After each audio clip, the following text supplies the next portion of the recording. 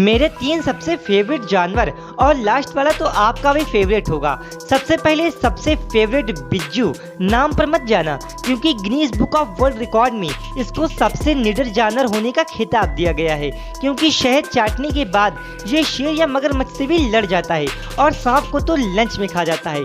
Next मेरी प्यारी बिल्ली, क्योंकि इन्हें 25-30 मंजिल से भी फेंक दो, मजाल है जो मर जाएं, ये ऊंचाई से गिरते ही पैराशूट बन जाती हैं।